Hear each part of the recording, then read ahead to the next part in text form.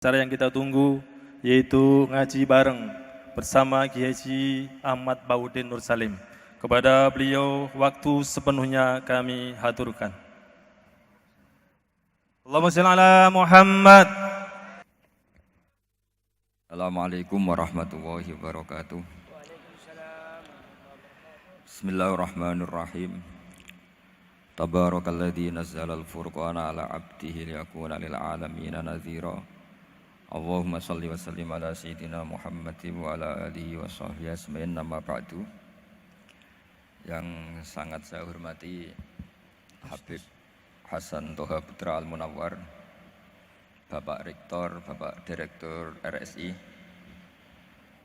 semua pengurus yayasan yang saya hormati, juga teman-teman baik yang putra maupun putri yang kami hormati.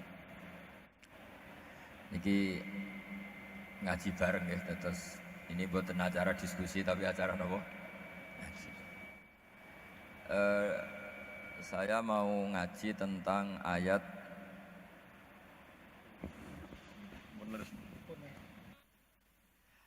Qul bi fadlillahi wa bi rahmatihi fabidzalika falyafrahu. Ajarkan Muhammad atau katakan Muhammad pada umatmu, sebaiknya atau seharusnya mereka hanya gembira dengan melihat fadlnya Allah dan rahmatnya Allah. Ini harus kita pahami mulai dari konstruksi yang paling pokok, yaitu akidah. Dua ahwal, ahwal itu satu perilaku sosial. Tiga mutammimat, sesuatu yang tidak pokok tapi kita butuhkan dalam mengawal hidup ini. Saya beri contoh, orang itu sampai maksiat itu karena cari kesenangan. Misalnya baru penat itu, ingin seneng, ada orang yang macam-macam lah, ingin melihat maksiat, apa itu pornografi, apa nyabu, apa macam-macam. Itu sebetulnya agama punya konsep yang luar biasa, yaitu seharusnya seseorang itu gembira dengan ketaatan. Lalu pertanyaannya, caranya gembira gimana? Gembira itu mudah. Jadi misalnya kamu sujud sama Allah Subhanahu wa taala. Terus cara berpikir begini, ini sekaligus ijazah. Cara berpikir begini. Ya Allah, ini kata Sayyidina Ali, kafani izzan an akuna laka abdan wa kafani fakhron antakuna li robban. Ya Allah, betapa sialnya saya andaikan saya jadi budak dari makhluk yang sama. Misalnya sampean itu seorang kiai atau rektor atau doktor atau orang terpelajar, kemudian kamu jadi budak atau hamba dari makhluk yang setara, betapa hinanya saya.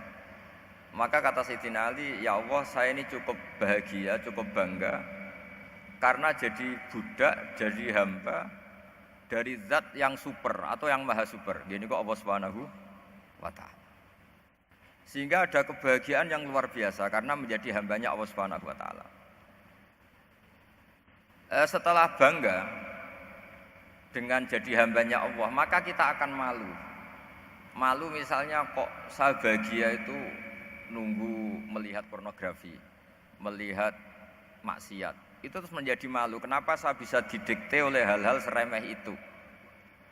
Ya, kita malu karena didikte oleh hal-hal yang seremeh itu. Karena kita didikte oleh nafsu. Jadi izzatun nafsi, satu harga diri seseorang itu harus dihidupkan untuk hanya tunduk kepada Allah Subhanahu wa ta'ala.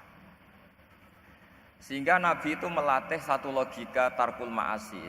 Nabi itu dulu ketika ada seorang pemuda yang, ya karena mungkin pemuda ya, dia itu mau masuk Islam, tapi uniknya kata pemuda tadi, saya masuk Islam tapi asal dibolehkan bebas zina. Jadi ini agak sableng gitu. Jadi mau masuk Islam syaratnya dibolehkan apa? Zina atau free sex gitu. Karena orangnya agak hiper. Itu Nabi tidak langsung mengancam dengan neraka, enggak. Ketika mau pamit gitu semua sahabat melarang. Mah itu jangan, kamu jangan sowan Nabi, itu permintaan yang nggak masuk akal. Setelah lama ditahan terjadi kegaduhan di masjid, Nabi dengar itu ada apa itu? Itu ada pemuda yang mau masuk Islam tapi yasta'dzinuhu fi zina, tapi mereka minta izin Nabi untuk tetap boleh zina. Kata Nabi, pemuda itu suruh masuk, suruh menghadap saya. Ketika menghadap Nabi, saya ulang lagi, ketika menghadap Nabi, Nabi mengajarinya itu luar biasa. Nabi tidak langsung mengancam dengan neraka atau dengan azab itu enggak, tapi kata Nabi, atuhibbuhu li ummik. Kamu suka kalau ibu kamu itu jadi demenannya orang banyak. Oh enggak ya Nabi, yang demen ibu saya tak bacok kan. Karena ini ya agak preman, di mana-mana orang nakal agak preman. Terus atuhibbuhu li bintik. Kamu suka kalau putri kamu ya digitukan orang-orang. Oh ya enggak Nabi, yang gitukan putri saya tak bacok. Atuhibbuhu li kholatik. Kamu suka kalau bule kamu digitukan. Atuhibbuhu li ammatik. Kamu suka kalau saudara bapak kamu digitukan. Nabi itu mengeset ya. Cara sekarang itu cuci otak mungkin. Nabi itu meluruskan otaknya anak muda itu. Betapa buruknya zina. Cara bahasa Arab ditakbih. Betapa buruknya zina. Kamu suka kalau korbannya ibu kamu, putri kamu, bude kamu, bule kamu. Sehingga orang itu matur ya hasbuka ya Rasulullah, ini sudah cukup. Saya tidak pernah melihat sesuatu seburuk zina. Jadi fa'alqallahu fi qalbihi bughdaz zina. Kemudian Allah meletakkan di hatinya, menanamkan benci zina. Sehingga akhirnya pemuda tadi menjadi iffah, menjadi menghindari zina. Artinya begini ya, ini mungkin yang lolos dari para kita sebagai dai, kita tidak belajar banyak tarbiyahnya Rasulullah Shallallahu Alaihi Wasallam. Jadi kalau kita benci maksiat, itu jangan hanya ditahdzir, ditakutkan neraka, itu enggak. Jangan hanya itu, tapi di logika. Ini Pak, Oh, sama iya. kurang dekat. Oh, iya. Sama kurang dekat. Jadi kalau kita menghindari maksiat, itu selain karena takut azab, itu ada logika, ada rangkaian pikiran yang menjadikan kita anti satu perbuatan apa maksiat. Jadi misalnya gini ya, kira-kira ginilah kalau contoh gampang itu. Ada orang gitu ya, nyanyi dengan pakaian yang mungkin pornografi gitu. Mungkin pemuda-pemuda ingin melihat itu, tapi bisa diobati gini. Kok enak dekne mergawe kok tak bayar ya, aku kehilangan duit. Meskipun dengan logika yang agak serampangan, yang penting menjadi kita ini punya harga diri untuk tidak tergantung hal-hal seperti itu. Sehingga Nabi itu cara menggambarkan tadi mulai atuhibbuhu li ummik. Kamu suka kalau ibu kamu jadi demenannya orang lain. Pemuda tadi bilang yang demen ibu saya mau saya bunuh. Ditambah lagi atuhibbuhu li bintik. Bagaimana kalau korbannya putri kamu, bule kamu, bude kamu. Sehingga terus si pemuda tadi betapa buruknya zina. Betapa murahnya zina. Akhirnya pemuda tadi alqawwa fi qalbi bughdaz zina. Terus kemudian pemuda tadi itu sangat membenci dengan apa? Berzina. Nah, pikiran-pikiran seperti ini harus kita tanamkan. Harus kita tanamkan supaya orang itu benci melakukan maksiat. Karena satu memang takut sukhtuwah, takut dibendu Allah atau dibenci Allah. Dua, memang logika kita mengarahkan tidak maksiat. Nah ini yang terkait Unisula yang nangani kedokteran, nangani medis. Sesuatu yang dilarang Allah itu pasti madharat. Maka untuk melarang seseorang bergantung sama narkoba misalnya atau hal-hal yang bahaya pada fisik, itu satu tentu bagi ahlullah, tentu karena takut Allah. Tapi banyak masyarakat yang memang benar-benar bisa meninggalkan narkoba karena efek buruknya narkoba, efek buruknya ganja. Itu kita tanamkan sedemikian rupa bahwa itu mengakibatkan sakau, mengakibatkan tidak sadarkan diri, mengakibatkan kebangkrutan ekonomi, macam-macam. Sehingga mereka benar-benar benci sama yang namanya narkoba. Jadi di antara manhajul Quran itu kalau mentakbih, memburuk-burukkan maksiat itu mesti dikritik innahu kana fahisyah, innahu kana fahisyata wa maqta wa sa'a sabila, innahu kana fahisyata wa sa'a sabila, diulang beberapa kali. Sehingga dibutuhkan kecakapan untuk menganggap satu hal yang buruk itu fahsyah, sesuatu yang enggak rasional, sesuatu yang tidak positif, sesuatu yang pasti berdampak negatif. Sehingga kalau misalnya tadi dibacakan oleh qari kuntum khaira ummatin ukhrijat linnasi ta'muruna bil ma'ruf wa tanhauna 'anil munkar. Untuk berhenti dari kemungkaran itu satu takbihun litilkal munkar atau litilkal munkarat, bahwa munkarat itu kita cap, kita stigmasi bahwa itu buruk sekali. Seperti Nabi mengajarkan pemuda tadi, masa kamu suka ibu kamu digitukin lelaki lain, putri kamu, bulik kamu, bude kamu, sehingga orang ini pikirannya termindset betapa buruknya zina. Sama seperti kita sukses memindset betapa buruknya narkoba, betapa buruknya bahan-bahan terlarang. Begitu juga seterusnya, terus pengkhianat dan sebagainya. Tapi problem manusia adalah dia itu akan mencari kebahagiaan atau kesenangan sesaat. Maka caranya gimana? Keinginan senang lewat maksiat ini dilawan dengan nyaman dengan taat. Saya ulang lagi, nyaman dengan taat. Sehingga ulama dulu punya kalimatul munajat, artinya kalimat hubungan pribadi sama Allah yang menjadikan orang itu nyaman. Dan ini yang diajarkan kitab-kitab tasawuf. Kitab tasawuf itu sukses mengajarkan melihat alam raya ini semuanya nyaman, termasuk yang mengecewakan. Itu dianggap nyaman. Saya berkali-kali mengajarkan ilmu ini karena ini musalsal ila Rasulillah sallallahu alaihi wasallam. Itu pernah suatu saat Imam Ahmad itu dipanggil sama tetangganya, anak muda. Tentu Imam Ahmad ini orang yang sangat soleh, sangat waroi, sangat tunduk sama perintahnya Allah dan Rasul. Pemuda tadi manggil, ya Ahmad, datang ke rumah saya. Imam Ahmad datang. Setelah sampai ke pemuda tadi, sudah pulang lagi, saya tidak butuh kamu. Pulang lagi. Setelah sampai rumah dipanggil lagi, ya Ahmad, datang lagi. Datang lagi. Oh, saya tidak jadi butuh, pulang lagi. Sampai 3 kali. Dan itu perangai ekspresi Imam Ahmad itu atau ulama lain yang sesoleh beliau itu nyaman, indah. Beliau tetap senyum-senyum nyaman itu. Beliau tidak tersinggung, tidak terprovokasi, pokoknya tidak tersinggung, kelihatan nyaman. Lama-lama pemuda ini terus tanya, ya Ahmad, kamu saya perlakukan seperti ini kok tidak tersinggung? Kamu senyum-senyum saja, happy-happy saja. Jawabnya Imam Ahmad itu unik. Wahai pemuda, saya kamu panggil itu senang sekali. Karena kata Nabi, kalau kamu iman dengan Allah dan Rasul, maka hormatilah tetangga. Jadi saya senang. Karena nuruti perintah Allah untuk menghormati tetangga. Jadi tidak ada urusannya dengan kamu. Kagetnya kayak apa? Jadi dipanggil tetangga ya senang karena melakukan perintahnya Allah dan Rasul, yaitu ikramul jar, fal yukrim jarahu. Disuruh pulang, kamu ingin saya pulang, ya saya pulang. Disuruh datang, ya saya datang. Jadi saya tidak tersinggung, saya tidak ada urusan dengan kamu. Urusan saya dengan Allah Subhanahu wa ta'ala. Itu kalau bapak-bapak istrinya ngomel terus sabar itu ya bagus.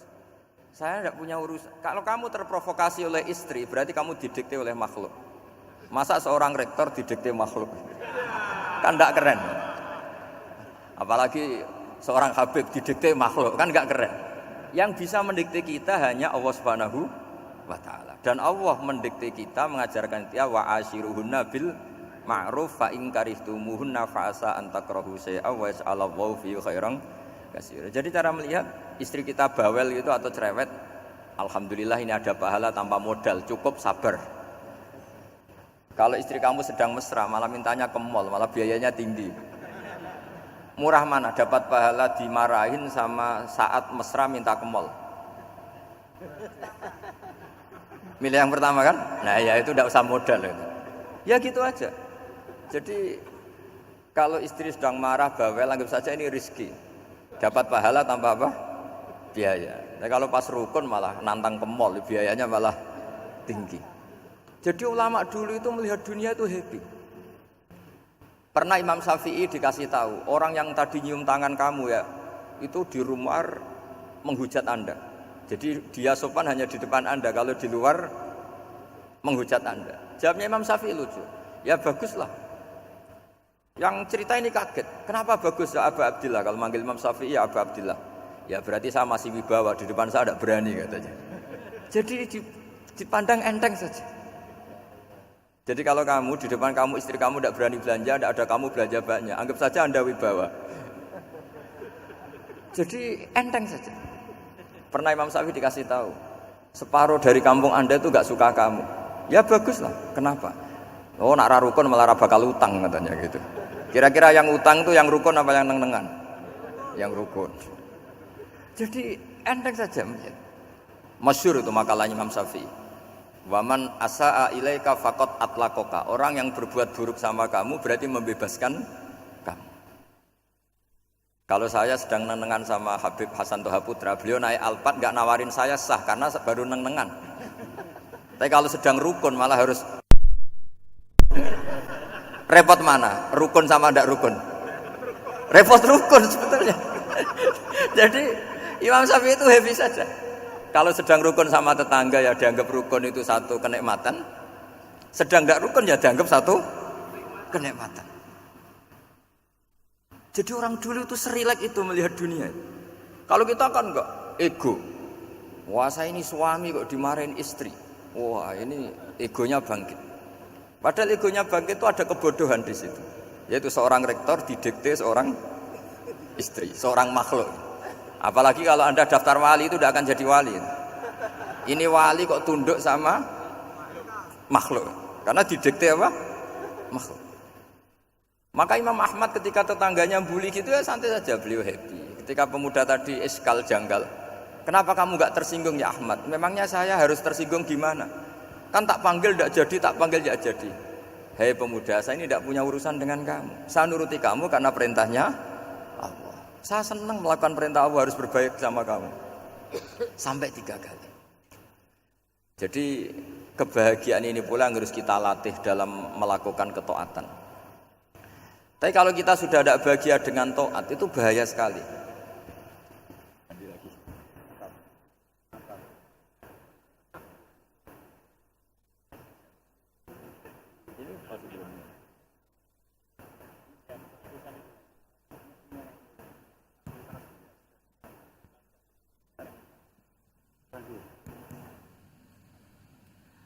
Harus begini Bang prosedurnya.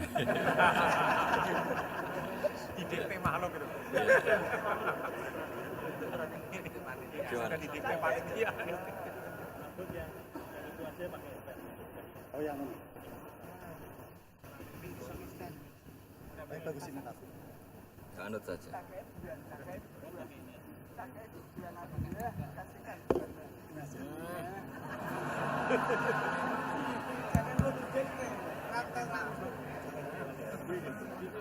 Ya. Sudah, ini sudah bisa. Oh, sudah, ini sudah benar. Untungnya kiainya latihan jadi wali, jadi gak tersinggung. Kalau ndak ini sudah masalah ini. Paling ndak kan baru ngajarkan gitu, masa ada bisa meraktekkan gitu. Jadi pura-pura soleh. Tapi memang obsesi saya terbesar atau cita-cita saya terbesar memang setiap ngaji saya ingin orang mukmin semuanya itu bahagia. Dengan bahagia itu mereka tidak neko-neko ingin mencari kebahagiaan lewat jalur apa maksiat. Sehingga dalam konstitusi ulama yang ditulis di kitab-kitab usul fikih, dan itu kitab yang saya kaji, selalu saya kaji, itu membela-bela sesuatu yang mubah itu sampai luar biasa. Karena melihat mubah itu, misalnya Anda tidur itu berstatus mubah, Anda bermain catur berstatus mubah, Anda rileks sama teman jagungan semalam dengan teman rektor atau dosen atau yayasan, itu melihatnya bukan mubah tapi tarkul maksiyah. Misalnya saya semalaman asik musamarah itu jagungan malam sama Habib Toha Al-Munawwar. Itu awang hitungnya bukan, wah ini jagungan ngalor ngidul tidak penting tuh enggak. Malam itu bahak tidak ke dugem, tidak ke tempat maksiat. Sehingga ada ulama yang mengatakan mubah itu enggak ada. Saya ulang lagi, mubah itu tidak ada. Kan umumnya ulama bagikan wajib, ya kan, haram gitu. Terus diantaranya mubah, sunat, makruh. Ada ulama yang mengatakan mubah itu tidak ada. Kenapa? Logikanya begini, itsma min mubahin illa wa yatahaqqaqu bihi tarku haramimma. Karena tidak ada mubah yang Anda lakukan kecuali saat itu pasti ditinggalkannya sebuah keharaman. Misalnya Anda sedang jagungan sama istri di luar, di rumah, asik di rumah semalaman.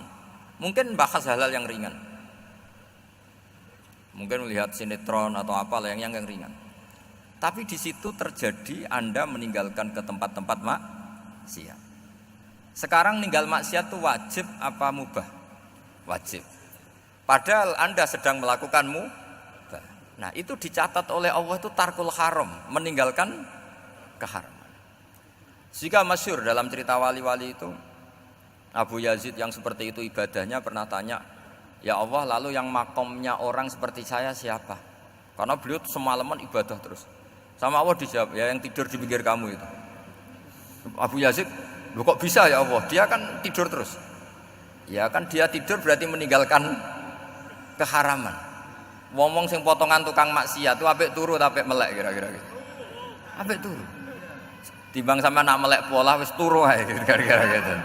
Jadi enggak usah dipaksa tahajud, dipaksa qiyamul lail itu. Iya kalau qiyamul lail. Kalau dapat informasi, ke sini ikut saya terus katut kan repot. Jadi perlawanan terhadap maksiat itu sebetulnya gampang dalam Islam karena tadi enggak ada sesuatu yang mubah kecuali saat dilakukan berakibat meninggalkan keharaman. Mudah sekali. Sehingga banyak orang jadi wali itu karena melakukan mubah. Itu ada orang jadi wali itu karena sering makan. Ya makan-makan biasa itu. Karena ketika makan, ya Allah, betapa doifnya saya.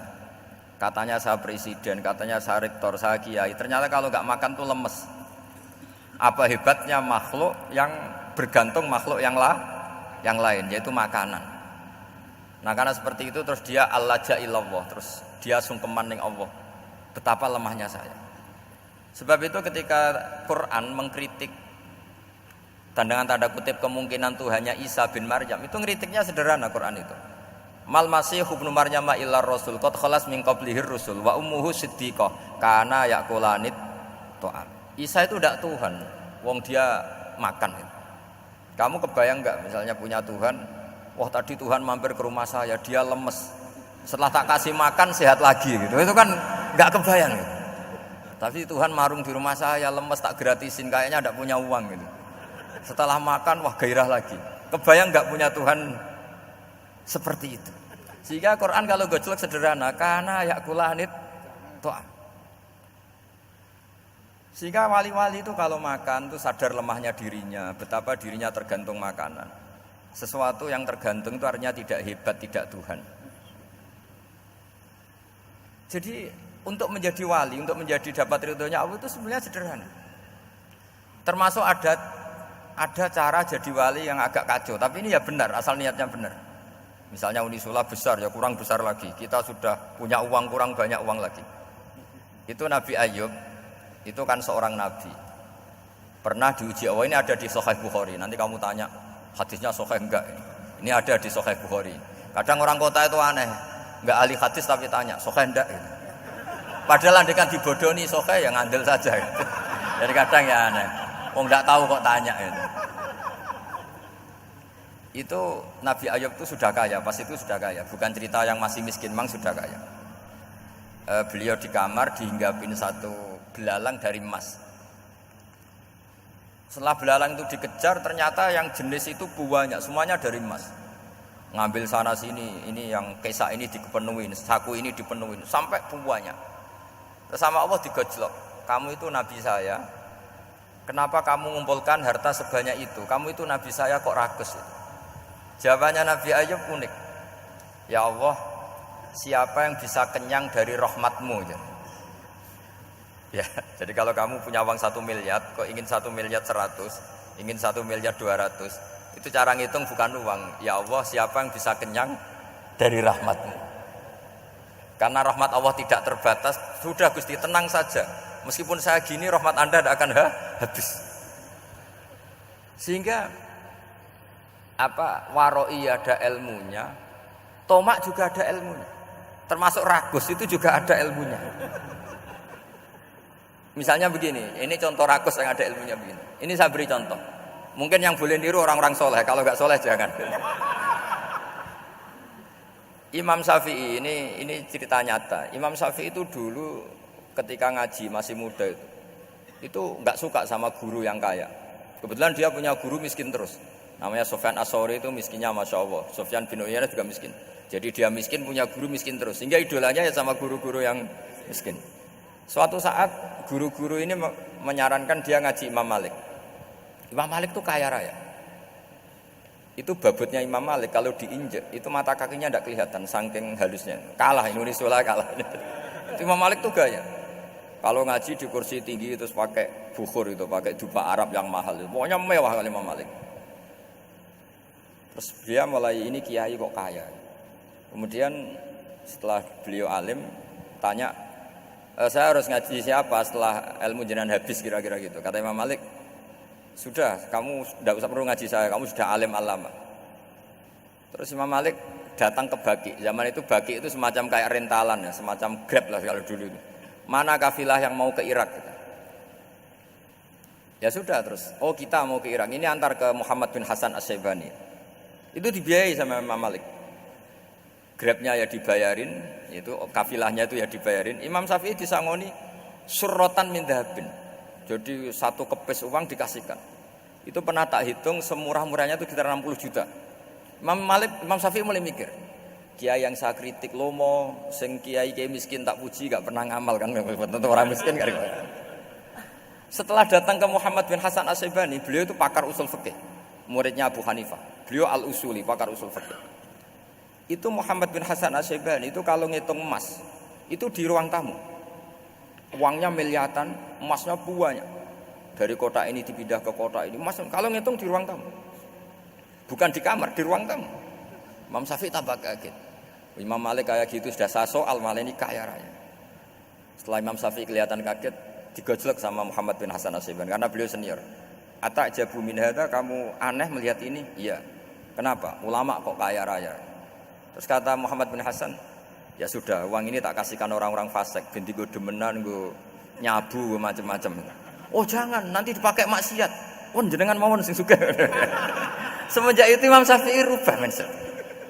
Jadi kalau kampus ini ingin akreditasi A, ingin mulia, ingin apa, kamu ridho kalau yang punya prestasi seperti itu adalah orang-orang fasik. Ridho enggak? Enggak kan? Maka didoakan ini. Nah itu namanya berpikir secara usuli. Kamu jangan hanya nuruti karena berpikir waroi terus kamu benci kekayaan, benci pangkat, benci apa, tidak bisa seperti itu. Karena pangkat dan kekayaan ketika dikelola secara kesolehan maka akan menjadi energi positif yang luar biasa. Semenjak itu Muhammad bin Hasan As-Syaibani berhasil mendidik Imam Syafi'i. Sampai akhirnya keterusan Imam Syafi'i berpendapat kalau orang Islam bisa bikin rumah tingkat kok punya rumah reot itu haram kata. Akhirnya keterusan. Kalau bisa jadi bupati kok jadi ketua RT juga haram. Karena al-Islam ya'lu wala yu'la alaih. Islam itu luhur bukan bisa diluhurin. Sehingga rata-rata orang Syafi'iyah termasuk kiai-kiai Indonesia itu rata-rata ya agak-agak politikus. Ya agak-agak kedonyan, mungkin sebagian kedonyan tenan gitu. Karena enggak ridho gitu loh. Kalau kesempatan itu dikuasai orang fasik kemudian menjadi kekuatan maksiat. Coba kalau bupati itu orang yang fasik. Kemudian programnya supaya rakyat seneng semalaman dangdutan yang purno misalnya. Supaya rakyat seneng dibolehkan dugem, dibolehkan judi. Tapi kalau yang jabat orang soleh kan ada beberapa perda yang menolak penyakit apa? Masyarakat. Jadi kamu jangan melihat bahwa kepangkatan ini hanya sebagai alat korupsi, alat otoriter, enggak. Asal kena orang soleh, maka ini menjadi energi kesolehan atau energi positif. Sebab itu ketika Allah muji para nabi yang soleh, diantaranya disifati apa? Faqad ataina ala Ibrahim al-kitab wal hikmata, terus ayat wa atainahum mulkan azim. Dan Nabi Ibrahim dan keluarganya tak kasih kerajaan yang besar. Nah sekarang masih banyak orang yang cara pandang ngapain bikin Unisula yang megah, ngapain berambisi punya akreditasi A dan sebagainya. Menyoal seperti itu salah secara usul fikih. Karena secara usul fikih kesempatan yang baik tentu harus diperjuangkan oleh orang-orang yang soleh. Karena ini supaya jadi otoritas yang positif. Itu dulu ada latihannya. Jadi orang dulu itu gampang sekali ketika milih miskin ditanya, kenapa miskin? Saya ingin hisab saya ringan. Tapi ketika mereka kaya, yang soleh, supaya harta ini tidak dipakai orang yang nanti dipakai maksiat. Kita misalnya orang soleh kok mau pangkat, karena kita ada ridho, kepangkatan itu dipegang orang maksiat, kemudian menjadi energi maksiat. Begitu juga seterusnya. Maka ulama dulu itu rileks. Sampai Syekh Nawawi Al-Bantani itu nanti bisa dicek di tafsir Qul hal yastawil ladzina ya'lamuna wal ladzina la ya'lamun. Beliau muji-muji ulama. Kemudian ada seorang yang agak hasud mungkin. Tanya begini. Hebatnya ulama itu begini-begini. Terus ditanya, tapi kenapa kita sering melihat ulama ngantri proposal di rumahnya bupati katanya. Sementara bupati enggak pernah datang ke ulama ngaji ihya. Jawabannya Syekh Nawawi itu unik. Ya karena ulama itu tahu gunanya uang sehingga nyari uang untuk pondok, untuk masjid. Sementara bupatinya tidak tahu gunanya ilmu, maka tidak pernah ngaji. Jadi ya ringan saja. Jadi ya sudah seperti itu. Jadi kalau ada ulama kedonyan, anggap saja karena tahu gunanya uang. Jadi kenapa ulama ngantri di kabupaten, bukan bupati ngantri di ulama? Jawabannya karena ulama tahu gunanya uang, sementara bupatinya enggak tahu gunanya ilmu. Ya kira-kira gitulah. Ada ustadz tidak ganteng, kesensem rondo cantik, karena tahu gunanya ustadz itu. Artinya tahu gunanya kalau saya nikah nanti punya anak jadi gus, kan dia kiai gitu. Tapi rondone raro gunanya dia karena miskin gitu. Jadi ulama dulu itu rileks, menafsirkan apa saja itu rileks, termasuk saat terpojok itu rileks. Karena semuanya dianalisis pakai ilmu. Sehingga ciri utama wali itu apa? Ala inna awliya Allahi la khaufun alaihim walahum yahzanun. Enggak ada rasa takut, enggak ada rasa gampang. Karena melihat sesuatu itu gampang saja. Saya ulang lagi, melihat sesuatu itu gampang saja, ringan. Saya beri contoh ya betapa pentingnya mindset ya, cara berpikir. Orang itu menjadi kikir itu karena nganggap hidup itu lama dan uang itu penting. Kalau zaman Nabi itu sederhana kalau melihat hidup. Pernah suatu saat Nabi itu punya jatah makan. Karena Nabi itu hidupnya juga pas-pasan.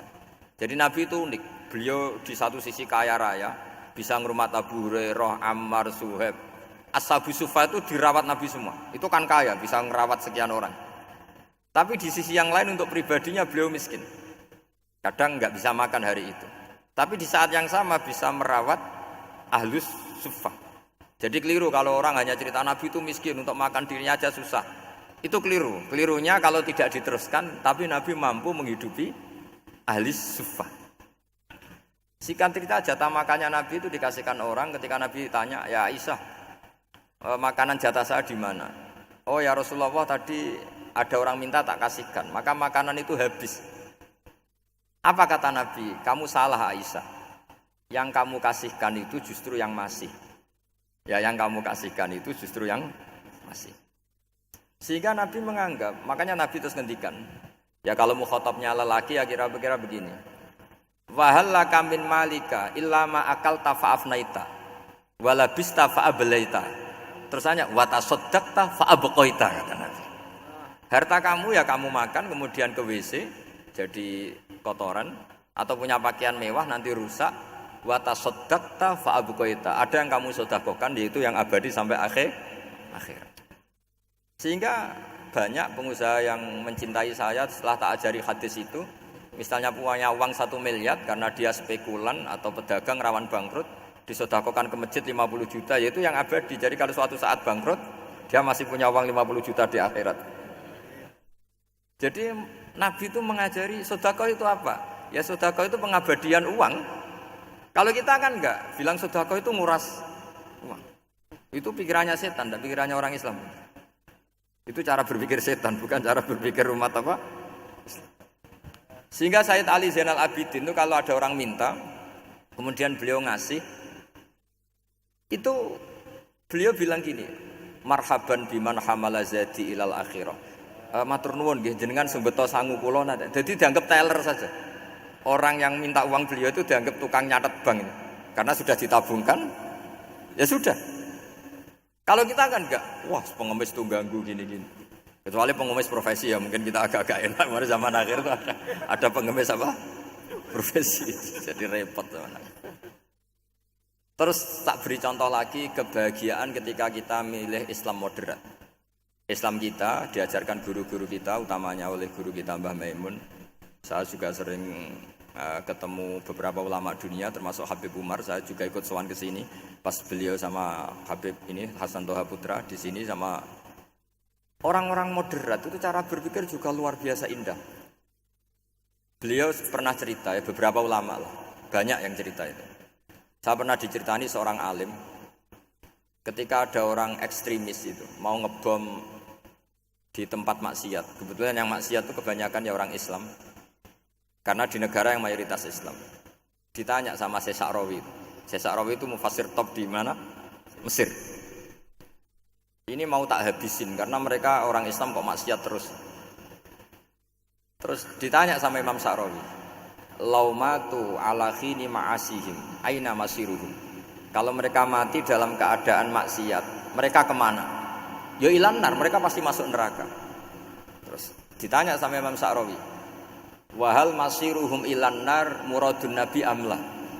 Punya umat maksiat kemudian mati masuk neraka, itu yang diinginkan Nabi apa enggak? Ya tidak aja. Ya sudah, enggak usah dibom, ditunggu tobatnya kata. Karena kalau mati dalam keadaan itu ke neraka dan itu tidak yang diinginkan Rasulullah Sallallahu Alaihi Wasallam. Terus ekstremis ini menjadi tobat, tidak berpikir ekstremis pas.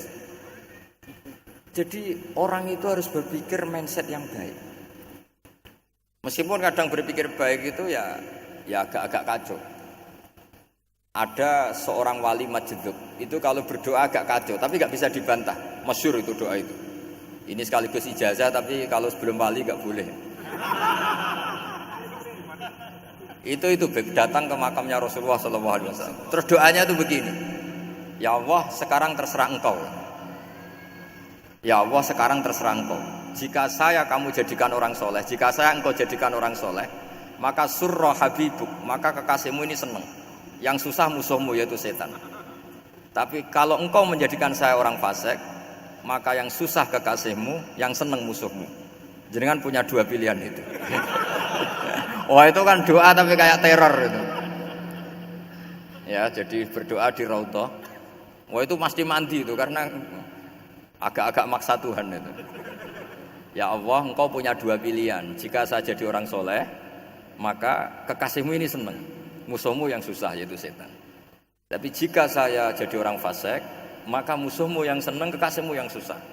Mohon terserah jenengan, mau menyenangkan kekasihmu, apa menyenangkan musuhmu? Gitu. Kira-kira gimana? Kalau tertarik boleh doa itu dipraktekkan. Tapi kayaknya kalau copy paste itu gak keren, apa? Jadi dulu orang itu muamalah sama Allah dan Rasul itu rileks. Rileks itu nyaman karena ya tadi kul bi fadlillah wa bi rahmati fa bidzalika falyafrahu. Sehingga Imam Izzuddin bin Abdissalam itu ngendikan innalladzina yarmunal muhsanatil ghafilat. Di antara kebaikannya ibu-ibu atau mbak-mbak ini harus berstatus ghafilat. Perempuan-perempuan pelupa. Ghafilat itu pelupa. Pelupa dari kenikmatan maksiat sehingga mereka dengan taat. Misalnya ada ibu-ibu atau mbak-mbak atau juga bapak-bapak tahajud, kemudian nyaman dengan tahajud itu. Kira-kira terbersit enggak ingin maksiat? Enggak kan, karena sudah nyaman dengan tahajud, dengan taat. Maka dibutuhkan kenyamanan dalam beribadah. Sebab itu ala bidzikrillahi tatmainnul qulub. Makanya saya termasuk kiai yang setiap ngaji itu happy, seneng. Karena ini untuk kampanye, seneng dengan ngaji, dengan taat itu sudah luar biasa. Kayak apa kalau mereka senengnya kalau nunggu melakukan maksiat. Jadi termasuk bentuk perlawanan kita terhadap maksiat adalah usahakan kamu tuh bahagia, senang dengan taat. Istiqnas billah, mu'anasah billah, farah billah, itmi'nan tumakninah billah. Sehingga ini mencukupkan kita tidak berkebutuhan maksiat. Meskipun kita ya manusia, pasti suatu saat atau sudah pernah maksiat. Serah usah diceritakan lah, itu mesti gitu. Lah orang-orang dulu itu orang yang sukses mengelola bahagia ma Allah wa billah walillah. Sehingga wali-wali dulu itu jadi wali itu tidak mesti karena ibadahnya banyak, itu enggak. Mereka orang yang ibadahnya itu biasa. Biasa-biasa sekali. Ulama-ulama dulu ibadahnya biasa sekali. Tapi qulubuhum ma Allah, hatinya itu ma Allah. Itu ada seorang wali itu jadi wali, Umar bin Abdul Aziz yang dikenal khamisul khulafa. Khamisul khulafa. Di luar khulafa ar-rasyidin 4, di antara yang soleh adalah siapa? Umar bin Abdul Aziz. Itu ketika mau meninggal, itu senangnya bukan main. Itu semuanya nangis, beliau senang. Terus tanya, kenapa kamu senang? Memangnya saya kalau mati itu kemana aja? Ila khairi madhubin ilah, ke zat terbaik. Dibang urip mbek kowe bolet atau mbek arhamur rahimin gitu. Yaitu Allah Subhanahu wa taala. Jalaluddin Ar-Rumi ketika mau meninggal itu muridnya nangis semua, beliau marah. Kamu harusnya pesta karena saya mau ketemu kekasih saya, malah kamu tangisi. Goblok sekali kamu katanya. Jadi orang-orang dulu itu luar biasa. Karena tadi mereka tidak ingin ketemu Allah itu dianggap problem. Harus sesuatu yang membahagiakan. Makanya wali-wali itu kalau berdoa begini. Wa khairu ayyami yauman alqa fi, dan jadikan hari terbaikku adalah hari ketika saya ketemu engkau ya Allah. Pernah dengar doa itu? Wa khairu ayyami yauman alqa fi, dan hari terbaikku adalah hari saat ketemu engkau. Aman kan enggak? Apa matiku wedi. Saya tidak tahu wedi dosa apa wedi Israel apa wedi malaikat siapa? Malik. Mungkar nakir. Sebenarnya tidak perlu seperti itu. Karena cara pandang Nabi itu ini bisa dipraktekkan. Kalau kamu orang baik, mati artinya apa? Ya baik. Karena husnul khotimah. Kalau kamu orang yang buruk, itu kata Nabi, anggap saja mati itu akhir dari keburukan kamu. Nak kowe urip terus malah maksiat terus. Maka Nabi itu kalau ngajari kita berdoa gini, Allahumma ij'alil hayata ziyadatan li fi kulli khairin wal mauta rohatan li min kulli syarrin. Ya Allah, kalau saya hidup ya anggap saja ziyadah fi kulli khairin, berpotensi nambahi kebaikan. Kalau saya mati anggap saja ini akhir dari segala keburukan. Maka saya berkali-kali guyon. Makanya tradisi ulama-ulama NU, ulama-ulama pesantren, ya ada hanya NU, pokoknya ulama-ulama alim. Itu kalau ada orang mati, orang nakal gitu mati, ini saya gitu, itu hadirin mesti gak terima. Wapi enang di wong nakal. Tapi dipaksa sama kiainya, saya gitu, lama-lama dipaksa. Saya gitu, padahal yang atine kiai, wis ra iso maksiat meneh, wis saya. Karena dengan mati berarti saya sudah tidak bisa maksiat lagi. Jadi Nabi melihat hidup dan mati itu segampang itu. Kalau al hayata ziyadatan li fi kulli khairin wal mauta rohatan li min kulli syarr. Coba kita ke depan itu kan ada potensi zina, potensi korupsi, potensi maksiat. Yang bisa menghentikan potensi itu apa coba? Mati ya, udah pinter ya. Sudah maju berarti. Berani mati. Berani. Tapi jangan di sini ngel-ngelo panitia. Artinya yang selama ini kita risau dengan kematian, dengan apa? Nabi ngajari kita tadi. Allahumma ij'alil hayata ziyadatan li fi kulli khairin wal mauta rohatan li min kulli syarr. Ya Allah, jadikan hidup ini sebagai bekal menambah kebaikan, dan suatu saat kalau saya mati, semoga itu akhir dari segala keburukan. Jadi artinya Nabi itu ngajari kita itu positif terus. Sama seperti ulamanya tadi. Nak lagi rukun mbek tonggo ya sanggep ae kanca keapian. Nak nenengan ben ra utang ngoten. Dadi pokoke penak terus itu lho. Nak bojo lagi ngamuk alhamdulillah gak ngajak blonjo. Nak pas rukun ya alhamdulillah kok lagi rukun. Jadi gampang semua. Makanya ada seorang alim itu ngendikan begini, ada yang tanya. Saya tuh dulu ketika kaya teman saya sering main ke saya. Setelah saya miskin nggak ada teman-teman yang ke saya. Dikira si Habib ini kebetulan orangnya Habib itu mendukung keluhan dia. Ternyata enggak. Si orang alim itu bilang gini, malah bagus toh gitu. Kowe wis melarat buruhe wong. Ya sudah kamu miskin buruhnya orang lain. Misalnya tukang manol di pasar atau tukang becak. Kemudian teman-teman kamu datang, malah kamu malu tuh jadi tontonan.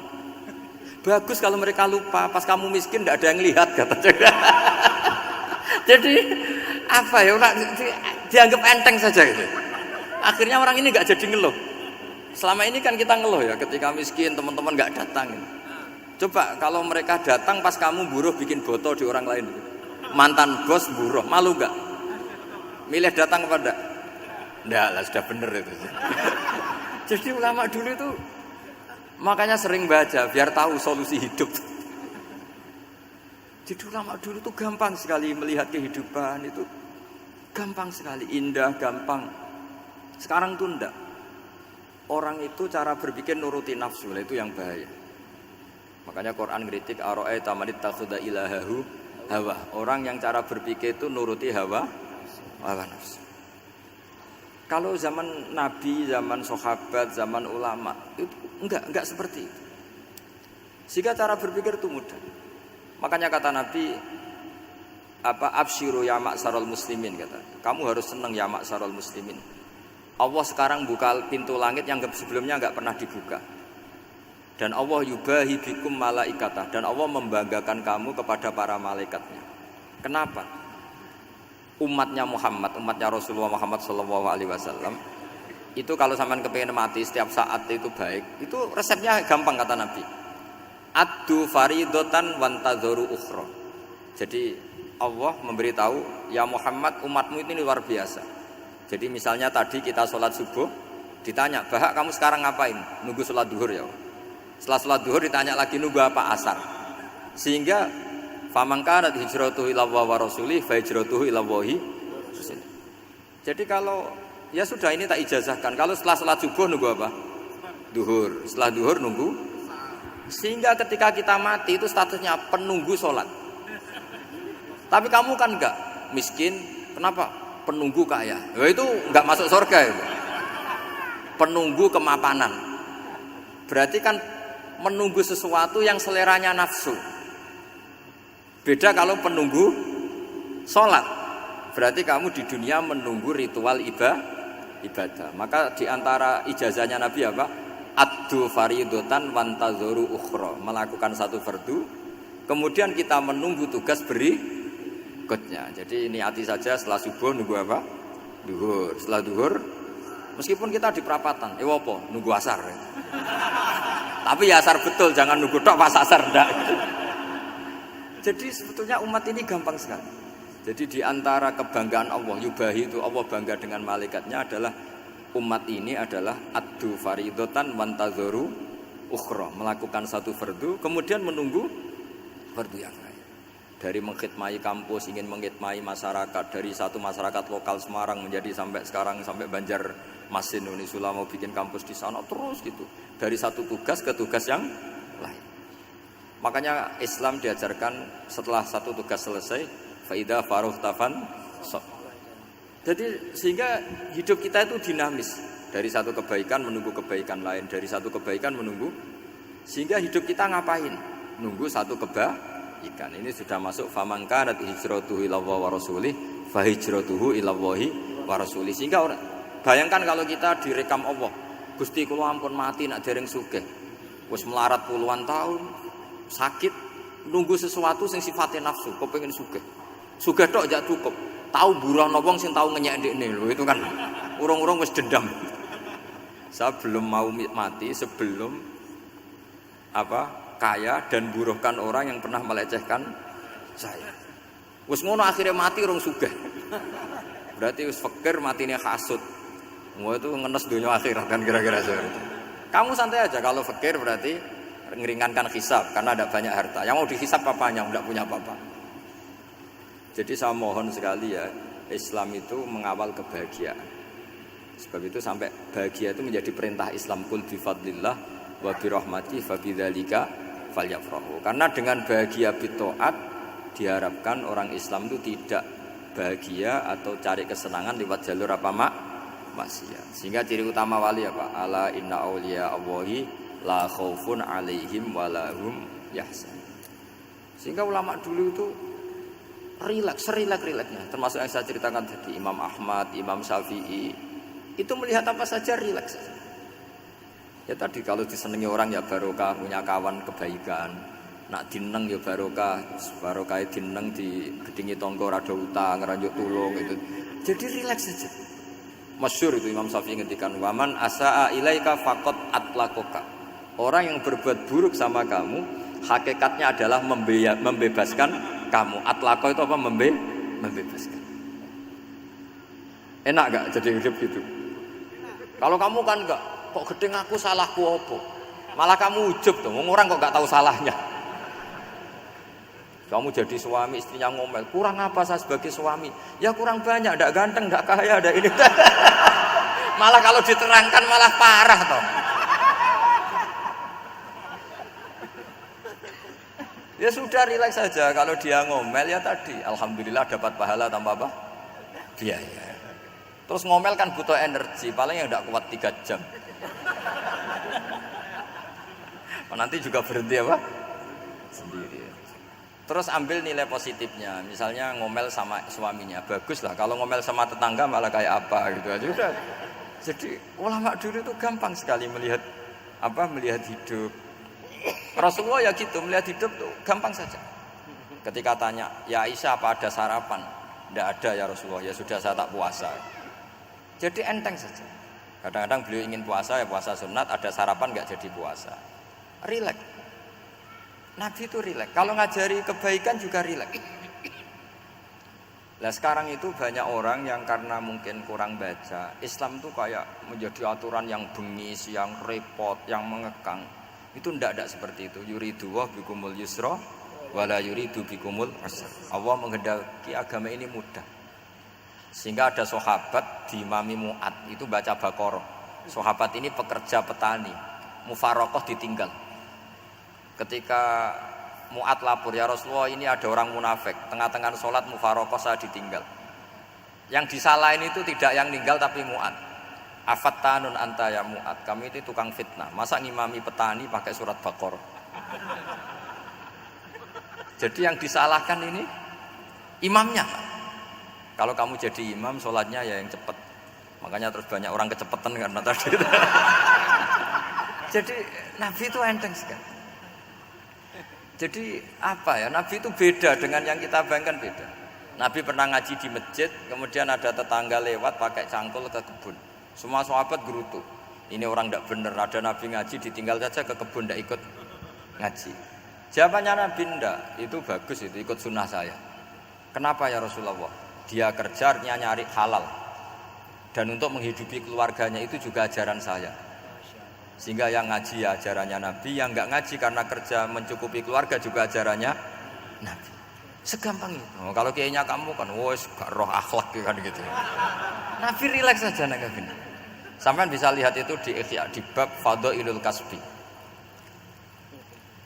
Makanya ini penting sekali supaya orang itu berpikir Islam atau mendakwahkan Islam itu berdasar sanad ya yang muttasil yang pernah dilakukan Rasulullah sallallahu alaihi wasallam. Semoga barokah. Assalamualaikum warahmatullahi wabarakatuh.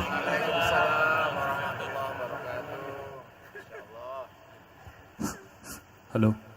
Terima kasih kami sampaikan atas pencerahan yang disampaikan oleh Gus Baha.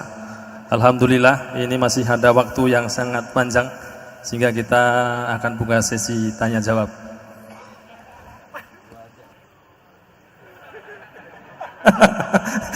Hanya 2 penanya. Monggo siapa yang mau nanya? Kang Mujib. Ibu? Ibu 1. Ya, monggo. 2 saja. Monggo.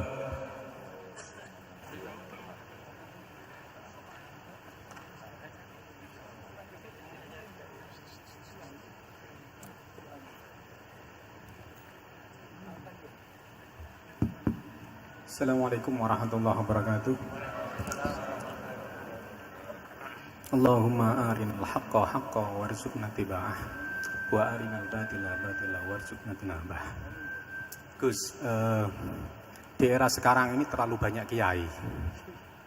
Jadi saking banyaknya kita yang awam ini bingung mana kiai yang benar, yang betul-betul benar menurut Allah.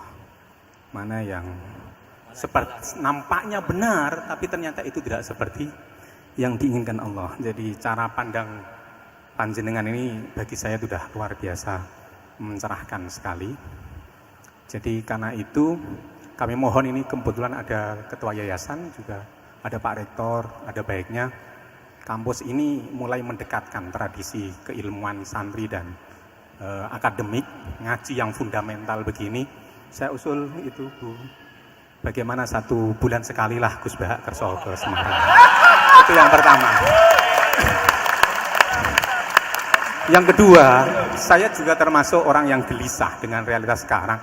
Saya juga mau ngajukan permohonan kepada Gus Bahak. Permohonan yang paling ini, mbok jenengan nulis 1 buku, saya muslim, saya happy gitu loh. Ini kayaknya pas banget ini. Jadi ben ora ketok kok serius banget beragama, saiki iki abot banget gitu. Itu yang ketiga, ini penting sekali bagi kita orang-orang tua. Zaman saiki golek anak iso ngalim kok Gus Bahak angel. Jadi saya ingin tolong Gus Bahak ceritakan sejujur-jujurnya bagaimana orang tua jenengan didik sejak kecil sampai iso koyo sampean sakniki. Cekap saya kira. Assalamualaikum warahmatullahi wabarakatuh.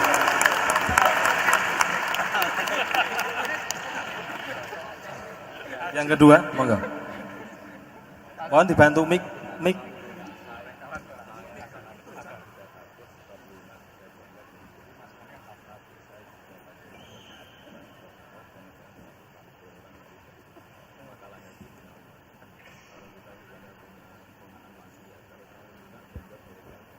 Assalamualaikum warahmatullahi wabarakatuh. Gus Bahak, kula badhe tanglet. Jangan kayak ini ya.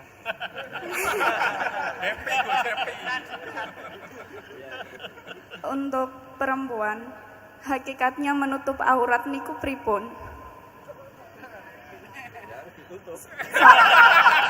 Soalnya kula gadah teman niku rata-rata santri tapi kok mboten menutup aurat secara sempurna. Nah, kula pengen ngertos ilmune niku sing jelas pripun.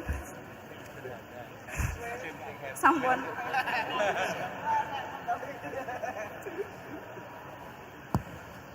Ini sudah normal ya, pakai ini aja. Ini jawab yang Mbak dulu, yang gampang gitu.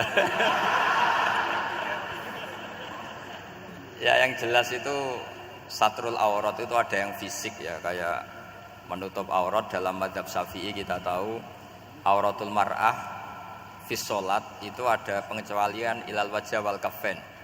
Tapi kalau kharijah sholat adalah jami'u badaniha dalam madzhab Syafi'i. Tapi dalam sebagian ulama mengatakan ilal wajah wal kaffain tetap termasuk istisna di luar sholat.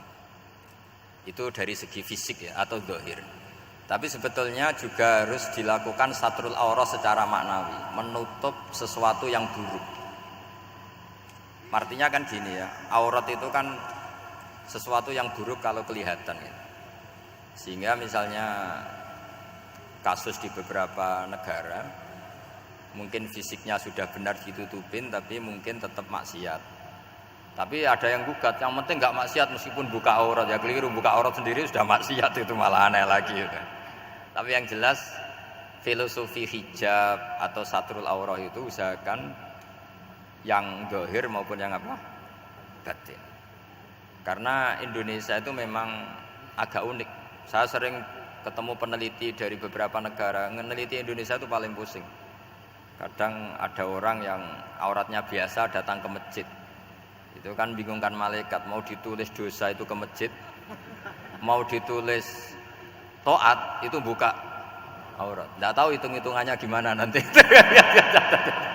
Tapi memang ya sudah seperti itu. Yang jelas standar aurat ya kita tutupin sesuai standar madzhab Syafi'i maupun mengikuti yang tidak apa Syafi'i. Tapi filosofinya juga harus kita ikutin. Jadi dua-duanya harus kita ikutin sebagai perintah, bukan sebagai syarat. Itu beda loh, perintah sama syarat itu.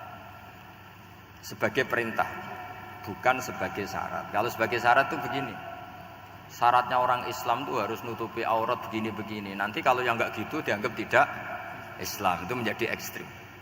Tapi kalau sifatnya perintah, ya perintah saja. Yang enggak melakukan paling banter dianggap fasikoh atau tidak solihah, tapi tidak sampai menjadi keluar dari Islam. Ya jadi gitu ya. Jadi karena apa ya? Ya sudah seperti itu. Obsesi kita tentu ingin kesolehan. Ingin kesolehan sebagai perintah, saya ulang lagi.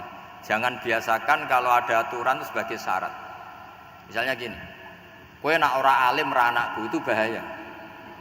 Mosok ora alim terus ora anakku, karena rata-rata orang itu udah alim gitu. Nanti terputus dari bapaknya semua. Tapi hanya sifatnya perintah. Perintahnya seorang bapak ke kita supaya alim. Makanya ulama mengatakan perintahnya Allah. Perintah itu lebih rileks daripada disebut syarat. Karena syarat sekali nggak memenuhi menjadi ndak. Makanya Said Muhammad kalau ngarang kitab sering wajibat itu lebih ringan ketimbang apa? Syarat. Jadi beda kalau dalam filosofi ilmu itu. Jadi gampang perintah. Tentu yang nggak melakukan perintah itu ya kurang baik, tapi tidak sampai keluar dari apa? Islam. Karena perilaku kesolehan itu perintah, bukan syarat. Sehingga Nabi nanti ngendikan beberapa yang masyhur itu kan, syafaati li ahlil kabair min mati. Meskipun umatnya yang enggak benar ya tetap diaku sebagai umat. Jadi beda perintahnya Nabi sih semuanya kalau bisa soleh. Harus bisa soleh. Tapi tetap ini sifatnya perintah bukan syarat. Enggak bisa kamu mengatakan syaratnya orang Islam itu dalam beraurat begini, syaratnya soleh enggak pernah maksiat. Memangnya Nabi enggak pernah maksiat. Ya saya kira demikian ya, cukup ya. Lah kalau ini resikonya dia seneng saya, makanya bagus dia tidak seneng saya, jadi enggak. Jadi ini kalau seneng saya malah ngatur-ngatur gini. Ya. Terus soal ngaji di sini tiap bulan itu jelas tidak satu rutin karena kalau sampean sopan di mana-mana ngaji itu datang ke kiainya.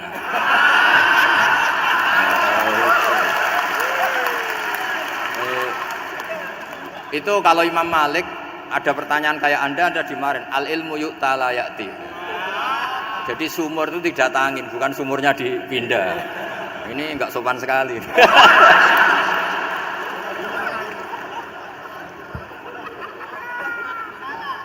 Terus menyangkut orang tua, kenapa saya alim? Itu juga enggak boleh dijawab. Rata-rata orang itu udah alim, masa orang tua seluruh Indonesia salah? Itu ada hikmahnya sendiri. Saya kali-kali ngaji, bodoh itu barokahnya banyak. Coba barokahnya orang bodoh, akhirnya nempat di pedalaman Kalimantan, Sulawesi, akhirnya bikin masjid di situ bikin. Kalau dia alim mungkin jadi ketua MUI di Jakarta, nggak akan punya desa binaan. Jadi Allah mendesain ini sudah sempurna, sudah tidak usah protes, sudah begitu aja. Coba ada orang alim alamah, kira-kira itu kan nggak akan di pedalaman Kalimantan, Sulawesi. Barokahnya santri rodok bodoh itu akhirnya kerja di dalam hutan, kerja di kampung-kampung. Akhirnya agama ada di mana? Kalau pinter semua di Unisula semua jadi rektor nanti. Jadi Allah mendesain ini sudah baik, tidak usah dipaksakan sesuai versi kamu, nggak usah. Jadi ya sudah, memang seperti itu. Jadi dulu zaman sahabat itu saya cerita sedikit. Nabi itu kalau muji Madinah itu sundel langit, kalau muji Mekah ya sundel langit. Tapi Sayyidina Ali keluar ke Kufah. Sayyidina Ali itu akhirnya pindah ke Kufah, ke Najaf. Karena pikirannya Sayyidina Ali, Mekah Madinah hanya baik secara buk'ah, secara tanah. Tapi di antara kebaikan Nabi adalah nasrul Islam. Akhirnya Sayyidina Ali milih ke Kufah. Andaikan sahabat tidak milih keluar dari Mekah Madinah sebagiannya, pasti Islam tidak menyebar. Karena semuanya tersentralisasi di Mekah dan Madinah. Tapi ada saja sahabat yang tetap nyaman di Mekah Madinah karena sholat di sana sebagaimana 1000 sholat. Ya sudah seperti itu, dilihat gampang saja. Akhirnya yang di Mekah Madinah ya tidak ngeritik yang keluar juga gak ngeritik yang di Mekah Madinah. Jadi yang alim tidak ngeritik yang bodoh apalagi jangan ngeritik yang alim. Yang jelas orang bodoh ngatur orang alim itu dosa itu yang. Ya, saya kira demikian. Assalamualaikum warahmatullahi wabarakatuh.